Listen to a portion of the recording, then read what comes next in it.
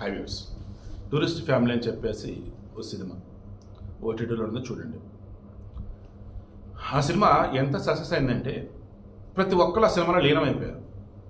అందులో ఏం లేదు, మనిషిని మనిషిలా చూడాలి. కష్టంలో ఉన్నటువంటి మనిషిని నువ్వు ఆదుకోపోయిన పర్వాలే, కూసింది ఓదార్పు. ఎవరు లేనటువంటి వ్యక్తిని నువ్వు చూసావు, బాధలు కుమిలిపోతున్నాడు, ఓ పలకరింపు. పక్షికి కూసింత ధాన్యం, పశువుకి కూసింత గ్రాసం, మనిషికి వచ్చిన ఓదార్పు, వచ్చిన పిలుపు. ఇంతకుమించి జీవితం ఏముంటుందండి? ఇది ఎందుకు చెప్పాను నేను? ఆర్జే శివ్ నా మిత్రుడు, మ్యాజిక్ ఎఫ్ఎం ఉంది కదా, దానికి సంబంధించేసి ఐ థింక్ క్రియేటివ్ హెడ్ డైరెక్టర్గా ఉన్నట్టున్నారు అందులో. And at the same time మరలా రెడ్ ఎఫ్ఎంలో ఆర్జేగా చేస్తారు ఈవినింగ్. తను అప్పుడప్పుడు కొన్ని పోస్టులు పెడతారు, జనరల్గా చాలా జోవియల్గా పెడుతుంటారు. కొన్ని పోస్ట్ హాట్ టచ్గా ఉంటాయి. అలా ఈరోజు మార్నింగ్ ఒక పోస్ట్ పెట్టారు. తను ఏం పెట్టారంటే, ఆయన కొద్ది రోజుల క్రితం లాల్ఖానా సమ్ ఏదో కేఫ్ లాంటిది ఫేమస్, బంజారాహిల్స్లో ఉంటుంది. దెన్ అక్కడ ఆయన టీ తాగుతూ ఉన్నాడు. ఇక్కడ ఒక వ్యక్తి ఒంటరిగా ఉన్నాడు, లోన బాధపడుతున్నాడు. దెన్ శివ తనను చూశాడు. పలకరిద్దామా వద్దా, ఒక్కడే కుమిలిపోతున్నట్టుగా ఉన్నాడు, లోన బాధపడుతున్నట్టు ఉన్నాడు. చుట్టుపక్కల ఎవరు లేరు, ఒక్కడే ఉన్నాడు. ఏం చేయాలి. Finally, bro are you okay అంటే, సోదరా అంతా ఓకేనా అన్న చిన్న పిలుపు. దాంతో అవతలన్న వ్యక్తి ఒక్కసారిగా బస్ట్ లైక్, ఇక నన్ను ఎవడో పట్టించుకోడు అన్నటువంటి వ్యక్తి, ఎవరో ముఖం తెలియని వ్యక్తి, సోదరా ఆర్ యూ ఓకే, అంత ఓకేనా అన్న ఒక పిలుపుతో అతనిలో ఇంక ఎమోషన్ మొత్తం బయటకు వచ్చేసింది. ఎలాగంటే, మనల్ని పట్టించుకునే వాళ్ళు ఉన్నారు, ఈ సమాజంలో మనం ఒంటరి కాదు అని ఏడ్చేసి, ఇక శివకి ఎలా రెస్పాండ్ తెలియలేదంట. ఎంతలో ఇతను అక్కడే ఇంకా ఏడ్చేసి కూల్ అని వెళ్ళిపోయాడు. ఇక cool is nothing but okay, ఏం జరిగిద్ది అన్నట్టు వెళ్ళిపోయాడు.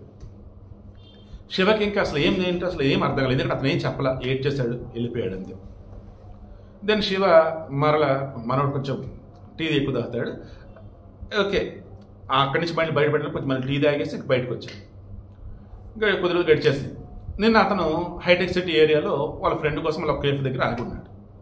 ఇంతలో ఒక అతను వచ్చి, బ్రో హౌ ఆర్ యూ అన్నాడు. ఇతను ఎవరు ఏంటో తెలియలా.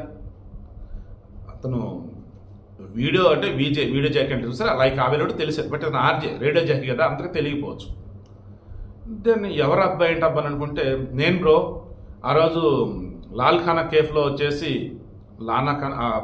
కేఫ్ పేరు మర్చిపోతాను సార్, ఏమనుకుంటే, అక్కడ నేను భయంకర డిప్రెషన్ ఉన్నప్పుడు నువ్వు పలకరించో చూసావా, ఆ పిలిపే నన్ను బతికించింది బ్రో. ఆ రోజు నా లవర్ నాకు వద్దని చెప్పేసింది బ్రో, లవ్ బ్రేకప్ అయిపోయింది. తనే నా లైఫ్ అనుకున్నా, ఎన్నో చేశాను, కానీ తన స్వార్థం నన్ను వదిలేసింది. ఏంటి నా బతుకని చెప్పేసి భయపడుతూ బాధపడుతూ అలలాడుతున్న మూమెంట్లో, ఎక్కడ ఎవరో తెలియదు నాకు, కానీ నేను ఎవరో మీకు తెలియపోయినా బ్రో ఆర్ యూ ఓకే అని చెప్పేసి ఒక చిన్న కన్సర్న్, ఒక చిన్న ఓదార్పు, అది నాలో కొత్త ధైర్యాన్ని ఇచ్చింది. వెళ్ళాను, నా ఫ్రెండ్స్ వాళ్ళు సపోర్ట్గా నిలిచారు.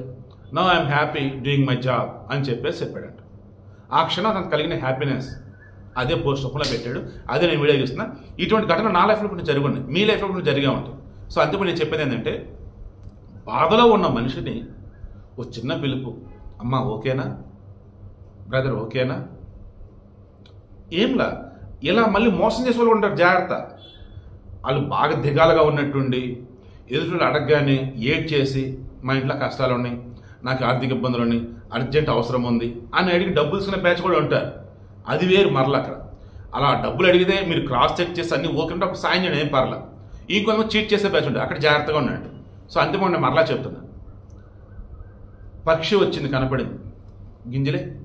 మళ్ళీ ఇక్కడ మరలా చదువు, మీరు ఏమైనా అనుకున్నాను, పావురాలకు మాత్రం ఫుడ్గా పెట్టవద్దు, చాలా చాలా డేంజర్ అది. ఆ పావురాల రెట్టలు, ఆ పావురానికి సంబంధించేసి ప్రతిదీ చాలా డేంజర్, అది మాత్రం గుర్తుంచుకోండి, ఓకేనా. అండ్ వాడి యొక్క దాన్ని ఏమంటారు, క్వాంటిటీ పావురాల సంఖ్య కూడా ఇప్పుడు కూడా పెరిగిపోతుంది. చాలా దేశాల్లో పావురాలకి ఫుడ్ వేయటం నిషేధం, ఎందుకంటే చాలా ప్రమాదం అది. ఈవెన్ మేనా భర్త చనిపోయింది కూడా ఈ పావురాల యొక్క రెట్టల వల్ల ఇన్ఫెక్షన్ దొరికని అంటారు. ఇప్పటికి వాళ్ళ వదిలేండి అంటారు. ఓకే, లేట్ నేను చెప్పాను పక్షులకు ఫుడ్ పెట్టండి, బట్ పావురాలకు మాత్రం దరిదాపు కూడా రానికండి. ఓకేనా? తర్వాత ఆకలితో ఒక ఆవు అంబా అంటూ వచ్చింది, మీ దగ్గర అన్నం ఏదైనా ఉండి దానికి పెట్టండి, చాలా చాలా సంతోషం. అలా పెడుతున్నప్పుడు దాన్ని ఇక్కడ నుదురు దగ్గర తాకండి, ఎంత హ్యాపీ ఫీల్ అయితే తెలుసా. తర్వాత బాధలో ఉన్న మనిషి మీకు కనపడ్డాడు, ఆడలేనా మగవాళ్ళైనా, మీరు వాళ్ళు తాకొద్దు, ఏం చేయొద్దు, ఓ పిలుపు అంతే, అమ్మ ఓకే, అన్న ఓకే.